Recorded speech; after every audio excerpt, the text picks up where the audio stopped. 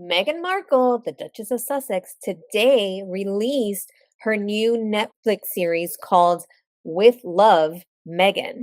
And there's been lots of controversy over the last couple of months about the release. I actually watched the first episode and I wanted to share some real thoughts on this, not only the production value itself, but also about her brand, everything that she's releasing in conjunction with this Netflix series, and also wanted to hear what your thoughts are on this. Hi, everyone. Alexandra here, and I'm a visibility strategist, communications expert, was a publicist for many years. And I got to be honest, I'm pretty neutral about Meghan Markle, about the royals, anything related to that world. I haven't really been following it in the sense I'm sort of ignorant. I've only kind of been following on the periphery, right? Like seeing brand wise or publicity wise how they've been treated. And so I'm kind of coming in from that perspective. Like, I don't really have an opinion either way about them. And I found out about this show because of the wildfires back in January. The series was due to be released, but they ended up postponing it to today, March 4th. And so, again, a lot of controversy came with that, as well as other things that were happening, like their presence during the wildfires and kind of coming across tone deaf, not really helping much, just kind of making these PR publicity appearances. And so I decided to go ahead and watch the series, at least the first episode today, and wanted to give some honest thoughts even before I read any of the news, and then wanted to share what some of the publicity has been, what some of the sentiment is about this show. So, first off, I wanted to talk about the pros, and I'm going to try to do this without giving any spoilers. I think that it's very cinematic looking, it's beautiful filmography, cinematography, I think is a gorgeous, a beautiful setting. This is apparently not her home. I don't know where the home is or the location that it was set in, but it's a beautiful location. There seems to be some attempts to make her more relatable. Like, for example, some of the clothing that she wears seems pretty casual. And also things like some cute little things like baking and cooking and making little bath salts and things like that for her guests seems very yeah, like kind of, I don't want to say Martha Stewarty, but kind of in that same vein of like creating home goods and things for, for making guests feel special. So I thought that was sweet. And I also noticed that her outfits, like I mentioned, they're at least at the beginning of it were very intentional. And I don't want to spoil too much, but they does seem like they were made to look down to earth, and especially at the first half of the first episode. And so that type of thing made her maybe seem more relatable. And then she ended up having a friend come on who worked with her, somebody that was actually like providing services for her. I don't want to say too much about that, just because I don't want to spoil it. But I did think it was good that they talked about the old days when they were on set and he was helping her. And before she was anybody. So kind of setting the stage for her being a very normal, relatable person. So that's sort of my thoughts on the pros of it. And I did find myself watching toward the end, and kind of, I do like cooking, I like food, and I like those types of like little crafty things. So I thought it was enjoyable enough for me to continue watching through the end of that first episode. Now the cons, I think that she comes across, at least at the very beginning, very a little bit cheesy in the sense of like cheesy in a forced way, like making kind of like dad jokes, but it seemed very forced rather than organic. So I wasn't super crazy about that. Now remember, she's got a lot of negative publicity, negativity about her being tone deaf, about seeming entitled, about not being down to earth, right? And so it does that, kind of trying to be the silly, the dad jokey type, right? Does, I think was an attempt to make her look like that. So some of it worked, some of it didn't. Like you could tell what was more organic and you could tell what was a little bit more forced. And so another thing is that even though it did seem some of the costume or the outfit choices seemed casual, seemed to work at first, they didn't work toward the end. So, as an example, wearing white to cook, to bake, not practical at all. And this is somebody I get that I'm like kind of a little clumsy. I don't want to put it out there, but I'm a little clumsy. And if I'm wearing, like, I try not to even drink red wine because I might spill it on myself. So I understand, but it just did not seem practical to me. And cutting tomatoes, making spaghetti, baking just did not seem practical. Also, some of the things that they were creating together, like candles, it seemed cute. Like, I think it would have been cute if they were doing it with kids. Although hard, right? It might be hard, and it's hard, it's hot wax and whatever, whatnot. But it's something that seems like it might be cute to make at a smaller scale, because most of us aren't going to be making candles on a regular Tuesday, right? Another thing that I like sometimes and didn't like sometimes is the use of songs. Some of the songs were fit nicely, and some of the music seemed a little bit tone deaf and out of touch. I don't know. So there was, it could go both ways. Sometimes the music helped, sometimes the music hurt. Like I said, sometimes the outfits helped, and sometimes it hurt. Right. So all of this, when we're talking about image, right? I believe that part of this show is to help their brand image, to make them, Meghan and Prince Harry, seem more relatable, more down to earth. I mean, all the things, right? And so, again, some of it worked and some of it didn't work. Another thing is the title of this. So it's like it doesn't even stick. The title doesn't even stick. I have to keep looking at what the title is because it's with love, comma, Meghan. And it just doesn't really work. And I know they tie in the love part within the first episode at least. But I don't know. I think something they did have tea on there, and I really feel like if they would have gone with something like tea time with Megan and maybe talked about some of the good times. It doesn't have to take I get it. You don't want to take a lowbrow approach to this.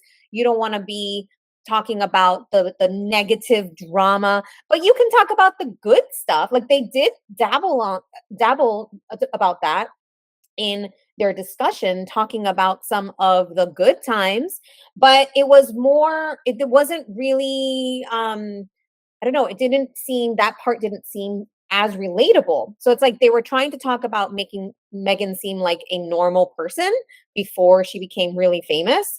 But at the same time, it really wasn't that relatable because they weren't sharing stories. Like it would have been so cute if they were like, yeah, remember we went to this restaurant that one time and we met this person when we were out in LA or whatever. Like it could have been so cute to share more of those personal stories that could connect them, and then we would know more.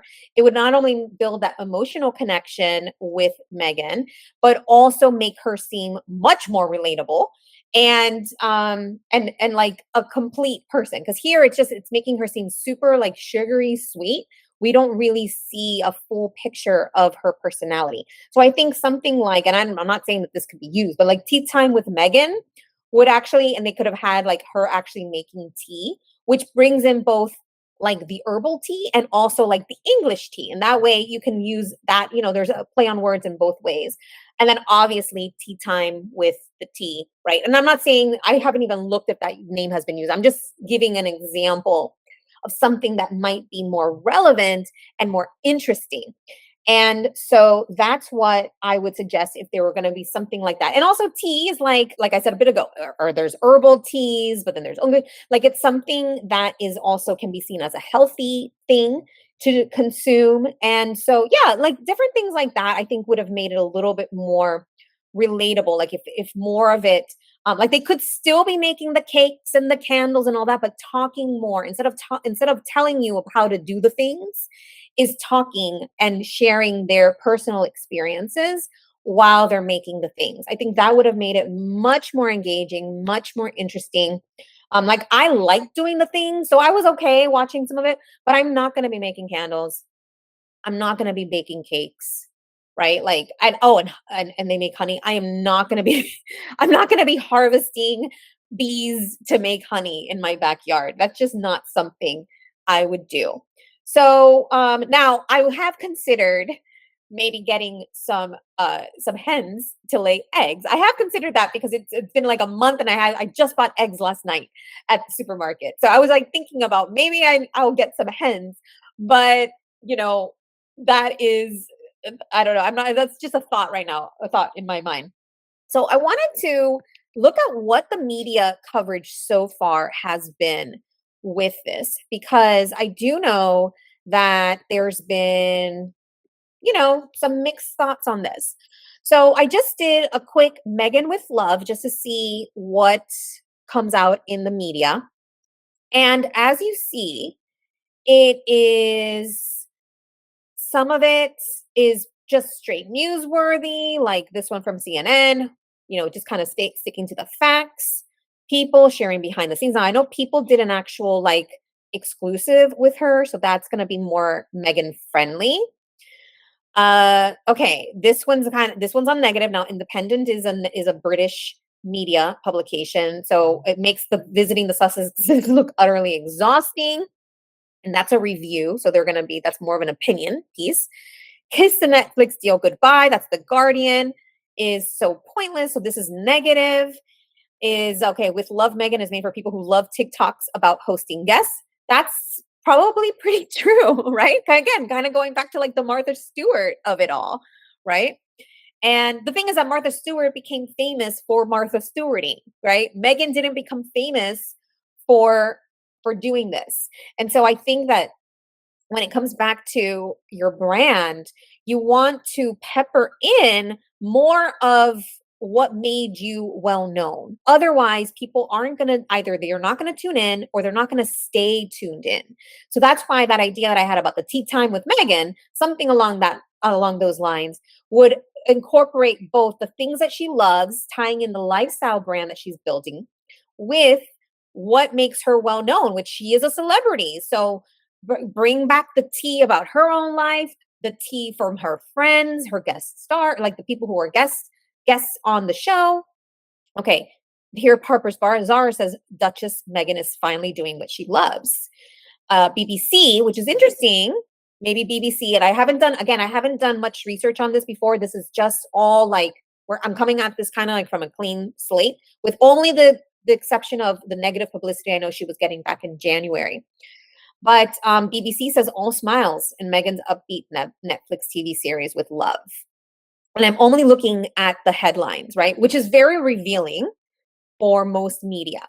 And then let's say Fox News, which I know hasn't really been Meghan friendly, says Meghan's show is inauthentic, depicts Duchess as a cringy Stepford wife. Interesting. Okay. So let's see. Now, the other thing is this one is okay. So, along with this series, she is launching very soon a lifestyle brand, like a product line called As Ever. Now, there was a whole huge controversy with As Ever because of trademark. The name, there were some issues with the original name she had, which is about the American Riviera, which I'd never heard about.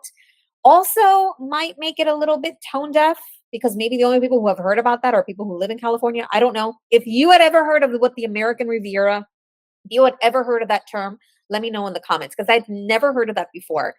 And so I thought that when I first heard of it, I wasn't really sure where she was going with that. But American Riviera apparently is a section along the like north of LA, along the coastline. And so, very wealthy area. Oprah lives there, they live there. So, a very wealthy area. And so, yeah, I don't know if that would make sense if she was creating a high-end product line. or obviously an aspirational product line, which maybe make more sense. Maybe it's a little like not super luxury expensive, but maybe just above your normal, above the normal price range, more marketable mainstream price range. And so again, back to aspirational. But in any case, that couldn't be trademarked because it's a region. And then there were some issues with as ever the brand name, also because there are a couple of other stores that apparently there's a Chinese clothing brand that's also called as ever that sells clothing. So she can't sell clothing. So she can't sell, for example, aprons.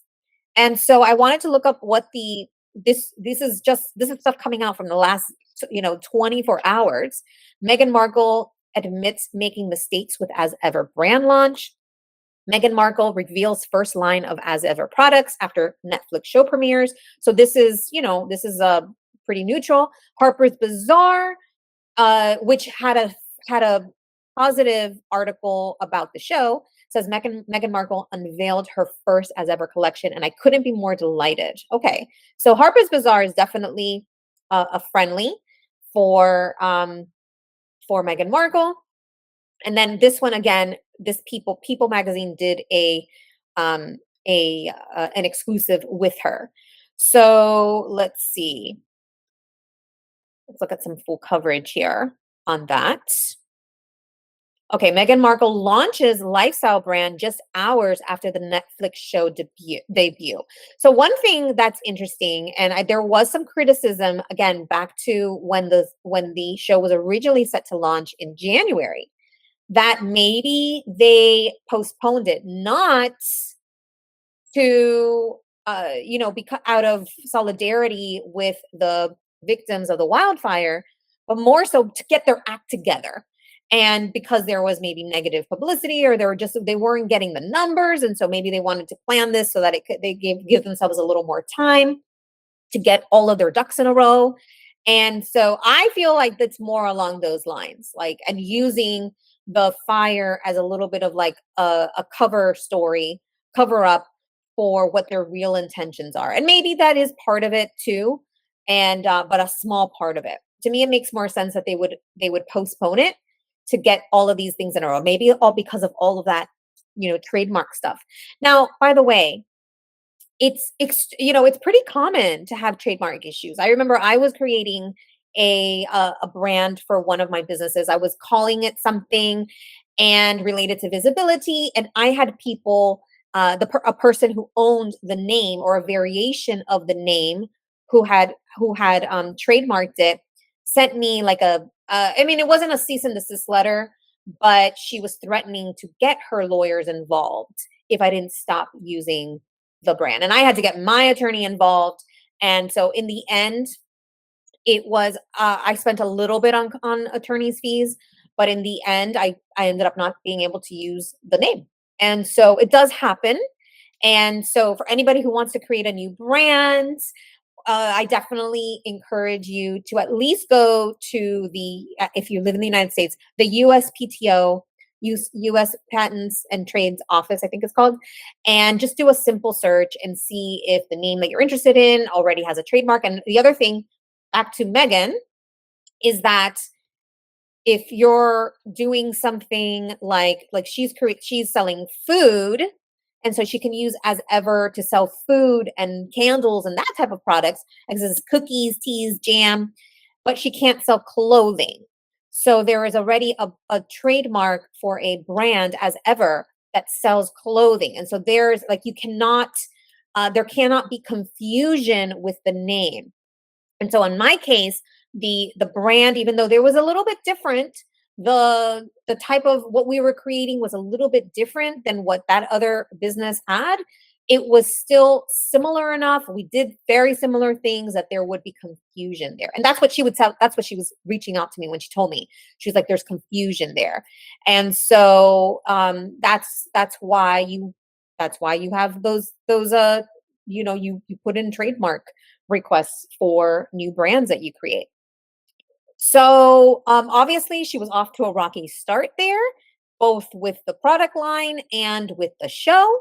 Apart from media coverage, I wanted to see what the sentiment was on social media. And so I checked out As Ever's Instagram page, and they have two posts. But not surprisingly, both posts have their comments shut off. And I suspect that they would probably get stormed by negative comments, which is why you can't comment. Let's see, what are your thoughts? Let me know what you think in the comments. And yeah, I mean, I think this is really good just from a publicity standpoint where she's admitting to her mistakes. I think that that's good. Um, I think that big part of her new brand image, and I don't know who her publicist is. I didn't even do that research. Maybe if there's enough interest, maybe I'll look up that and see who her publicist is. I know that she has, just from some very overall research I did back when this all came out after the wildfires. I know that she's had some issues with podcasts, that they just haven't been able to come up with a good podcast. And they're trying to separate themselves from from the royal family. But again, going back to the idea I had about the tea time, it doesn't have to be about the royals. It could be about other experience. Like they can actually talk about their own personal experiences, and it doesn't have to be all about the royals. It could be maybe minor things about like imagine Prince Harry. Oh, I'm gonna cry. Imagine Prince Harry talking about his mother. Like that's so normal, talking about your family. Like your doesn't have to be the whole family, but it can talk about the parts that are going to be the most endearing to people. And that's what people love about the royals. They love Diana. And so bring those things that people are going to love rather than things that, I mean, sure, controversy sells too, but you can do it in a way that is going to be higher brow, like is going to be more high level and not getting too much into the weeds of the drama, right? So having a little bit of a little balance there in how you do it. So, yeah, would love to hear your thoughts in the comments. Did you watch the show? Do you plan to watch the show? What do you think? Do you like Meghan Markle, her and her actions and, how they're presenting themselves? That type of thing. Let's talk about that because maybe there are some learning lessons for us, for other people, other celebrities that could help. And maybe people can actually use some of these learning lessons to help them clean up their brand image and even maybe their reputation, possibly. So I'd love to hear your thoughts. Let me know what you think. And if you like this video, if you learned something new, please hit the thumbs up. And if you haven't yet subscribed to my channel, I'd appreciate it if you do. I cover tips and strategies to help you grow your visibility. We talk a lot about image management, reputation management, and I cover stories of other newsworthy stories, celebrities, and also cover those do's and don'ts and learning lessons. All right, everyone. Have a blessed rest of your day. Bye for now.